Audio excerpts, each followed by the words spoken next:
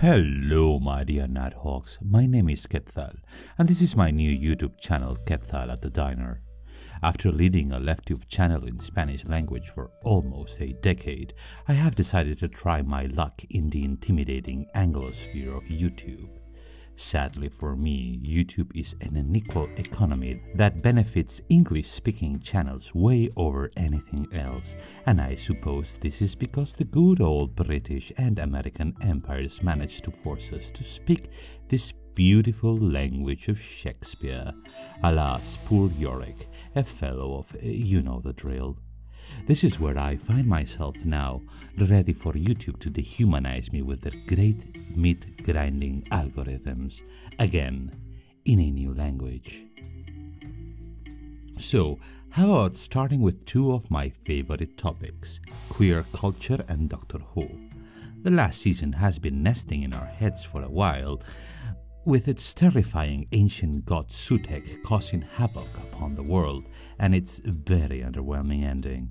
But not long ago, the episode Rogue treated us to one of the most romantic kisses we've seen in the main series, and surely the reaction from the outrage merchants was what we expect. A parade of endless screams from baby-faced men decrying Doctor Who had become woke ever since Jodie Whittaker was cast.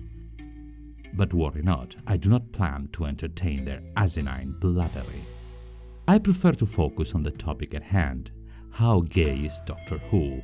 How many rations of cunt have been served throughout the series, both classic and modern? Well, sit tight, grab a cup of tea and strike a fabulous JoJo pose because this video is going to be divine, and I always dress for the occasion. Break, heart, break, fail, live or fail, but if you can hear me complaining, I'm neither dead or in jail. And so what do you think is the gay appeal of Doctor Who? Well, it's very anti-establishment, for starters. The programme has never been blatantly heterosexual or overtly heterosexual, and it's incredibly camp anyway, all those wonderful vampy costumes and outfits. I mean, you just got to have a laugh with it. Well, I'd never know it was camp, you guys, you know. Doctor Who is many things: my dearest fictional universe, a family television program, a commercial product, a British institution, and also queer before its time. However, the LGBT aspects of the show were always subtly present in the classic episodes and became explicit when Russell T Davies and Stephen Moffat introduced LGBT characters in the revival era. In a recent interview for the BBC, current showrunner Russell T Davies declared, "Being gay was the love that dare not speak its name, and Doctor Who shared that feature as well by that time. It was a cheap, old, mad sci-fi show. You couldn't say you fancied anyone, and who couldn't say that you loved Doctor Who? Before that, when I was a child, everyone loved Doctor Who. But then a moment comes in secondary school when boys peel off and start playing football and fancying girls, and I was just sitting there quietly, not expressing who I was until I became an adult, still watching Doctor Who." Doctor Who is a very, very clever show that doesn't rely on guns and lasers. It relies on wit and style. It's a show about an outsider who visits communities where sometimes they are treated harshly and sometimes welcomed like an old friend. Other sci-fi is catching up with non-binary characters and queer relationships, but I like to think Doctor Who's been there earlier, better, and always will be there. In this first video, I will be delving into the classic series, which ran from 1963 to 1989. Even though the queer representation is never quite explicit in front of the cameras, 26 seasons and a movie of utter bollocks and camp is going to find its bits of gay from time to time. Ncuti Gatwa has said in interviews that the Third Doctor is his favorite, and the man sure had drip.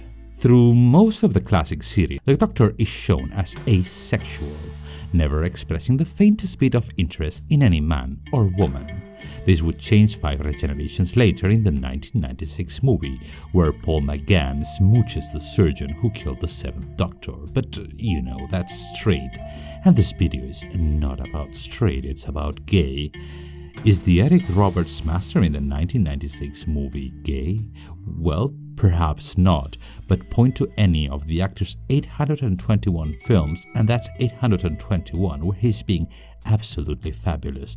I believe in the TV movie casting supremacy. Long live Paul McGann. Give this man a spin-off.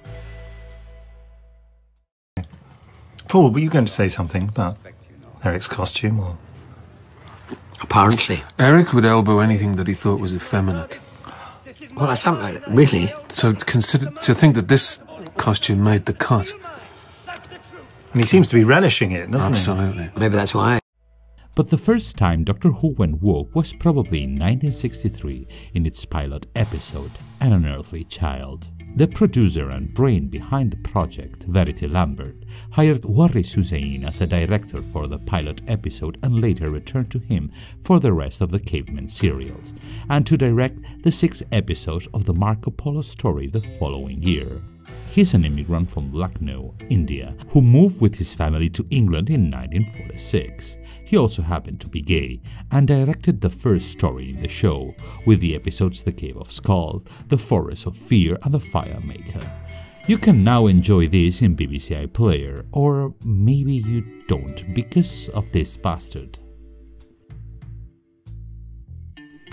Doctor Who in its classic era often wasn't feminist or even remotely queer, but science fiction accidentally represented identities that now we identify as queer through its depiction of aliens. In the 3rd Doctor serial, The Curse of Peladon, a charming and campy green phallic creature with a glance-shaped eye and a child's voice is introduced as Alpha Centauri, an intersexual alien that is neither male nor female, and for whom the dehumanizing pronoun it is used.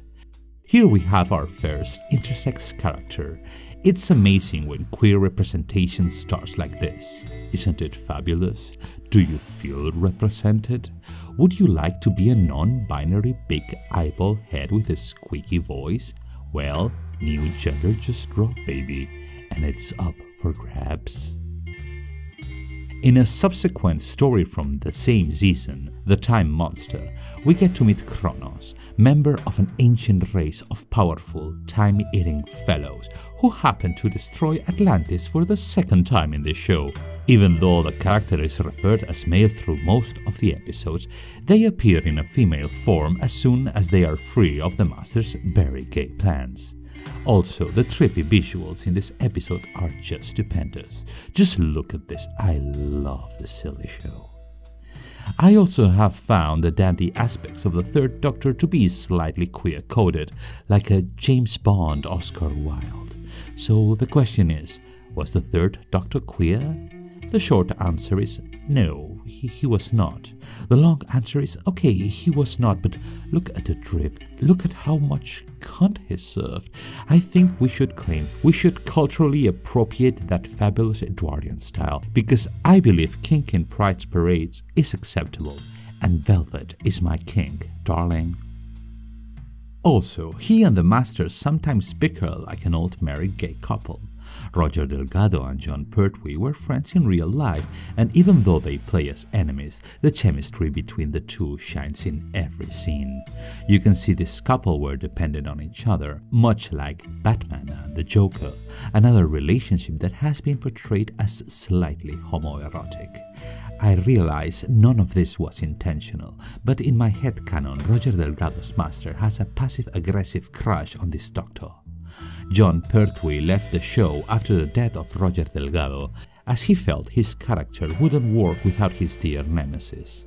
In World Enough and Time, the 12th Doctor confirms he had a man-crush on the Master in the past. At some point in their history, there was a certain homoerotic tension. It was my man-crush. I'm sorry? Yeah. I think she was a man back then. I'm fairly sure that I was too. It was a long time ago. Was this a part of a retcon by Stephen Moffat? And if you think this video shouldn't feature retcons, please leave a comment down to, feed the algorithm. Nyssa and Tegan travel with the Fifth Doctor throughout many adventures. Two women united on tolerating the annoying boy genius Edric, played by Matthew Waterhouse, who also happens to be bisexual in real life. Nyssa and Tegan played well on each other, and even if there was never much of a sexual tension within the show, the two actresses had obviously chemistry on screen. Some could read this as a possible lesbian couple, and even though the classic TV show never confirmed this, both A Line in Tales of the TARDIS and the special short films for the Blu-ray releases of the classic show have shown them as a couple, confirming the Australian air hostesses had found happiness with the aristocrat of planet Traken. It wasn't until the bold late era of Sylvester McCoy that the theme began to be subtly explored. However, this had to be done secretly, as the terrifying Section 28 was enforced. This was a controversial law introduced by the Conservative government under Prime Minister Margaret Thatcher. It was enacted as part of the Local Government Act of 1988. The clause stated that a local authority shall not intentionally promote homosexuality or publish material with the intention of promoting homosexuality or promote the teaching in any maintained school of the acceptability of homosexuality as a pretended family relationship. This, of course, made the marginalization of queer people even worse, adding to the problems of the AIDS epidemic. This law was repealed in 2003, 2 years before the legalization of gay marriage in my country, so hooray for the UK.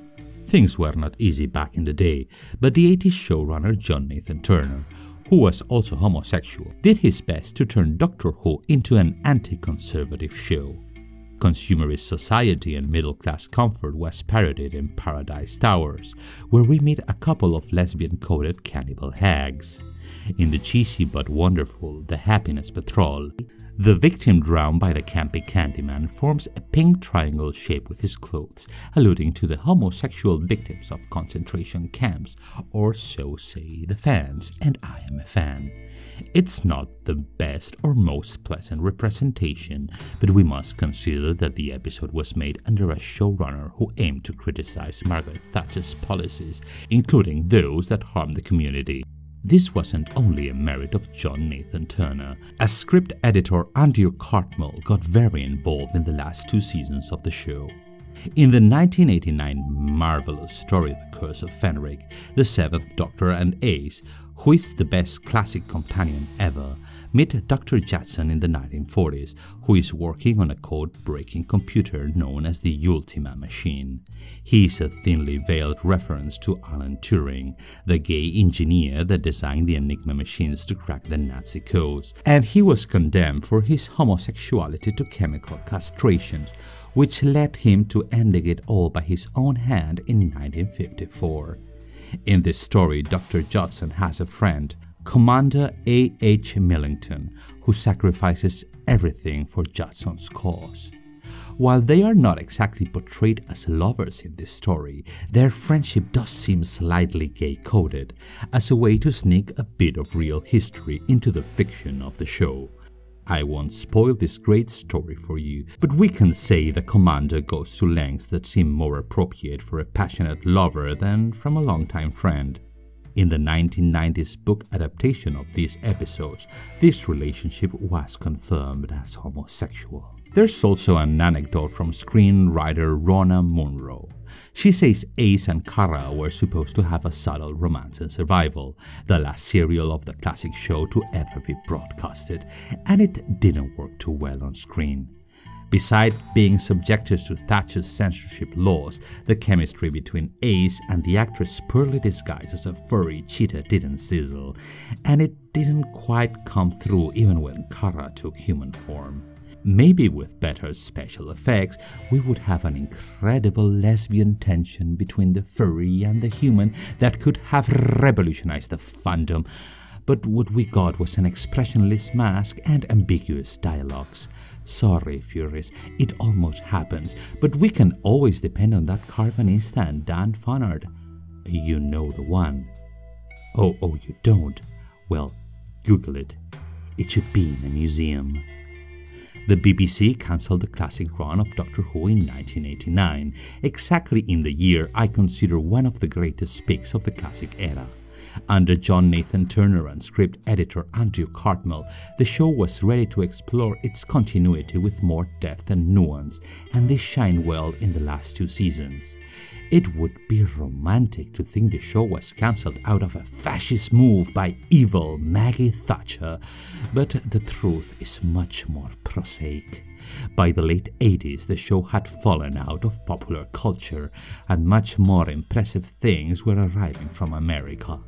I don't only mean Star Wars in the cinema projectors, but also Star Trek The Next Generation in the small screen, which started in 1988 and looked luxurious in comparison to the wobbly sets of Doctor Who. It also had Riker specs. Sylvester McCoy and Sophie Aldred were doing a fabulous job, and the production was actually pretty decent, with some explosions and action scenes whenever they could afford them, but the audience was low and the show was perceived as a relic of a bygone era enjoyed only by anorak-wearing sci-fi nerds. After this came the dramatically called Wilderness Years. The show was away from TV but survived through novels and comics. While most of it is not considered canon by many of the fans, I say, make canon whatever you like. The memory TARDIS lives in your dreams, I suppose. I have not read many of these novels, and it would be boring to list all of the LGBT characters I can find in the TARDIS wiki. However, I did enjoy Russell T Davies' 1996 novel Damaged Goods, featuring the 7th Doctor and a cameo of the then-to-be 8th Doctor. It's a pretty neat story that revolves around a working-class neighborhood in 1980s UK and reflects some of the gay culture of the era. In this story, the Doctor is followed by a Justica known as Chris Zweck, and I have no idea on how to pronounce his name. Russell took the chance to make him gay, and he had sex with one of the locals.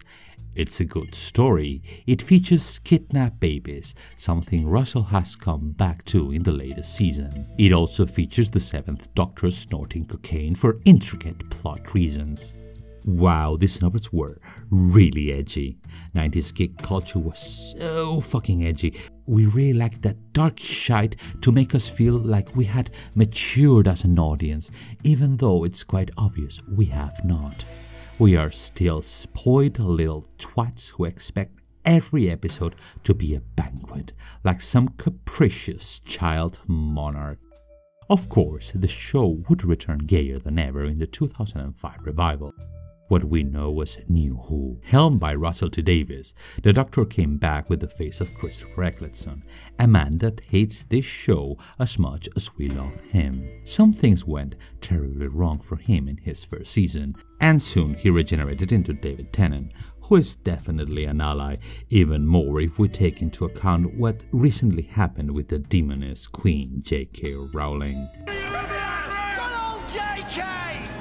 But yeah, that's a story for a second video. This is my cliffhanger. Oh my god, who is going to be gay next? Maybe the companion, maybe the Doctor, maybe the TARDIS, or perhaps it will be you. Yes, you. Classic Who did not explicitly feature LGBT characters and relationships, but it laid the groundwork and representation we enjoyed in the revived series.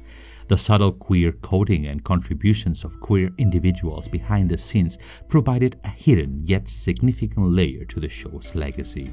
From the flamboyant fashion and mannerisms of the Doctor to the pioneering efforts of Verity Lambert and Waris Hussein in the show's early days, Doctor Who has always been a bit queer, even if it was never openly acknowledged. Nevertheless, these campy elements allow the show to flourish into a beacon of queer representation under Russell T Davies and Stephen Moffat and Chris Chibnall. But perhaps the beacon had a few wires missing. because the way to LGBT representation in Doctor Who isn't exactly a rose garden. So you see, mistakes were made. But don't take me wrong, I think queer representation in modern Doctor Who has mostly been positive, but in the next video I will have to reflect on how good intentions are not enough, and sometimes things fail to meet expectations.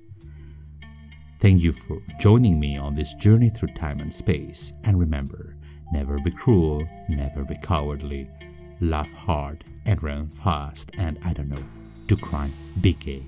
Like and subscribe and all that YouTube bollocks. And also, there is a Patreon for my main channel, but if you want to support this new entrepreneurial project, well, here is a handy little link in the screen and the description.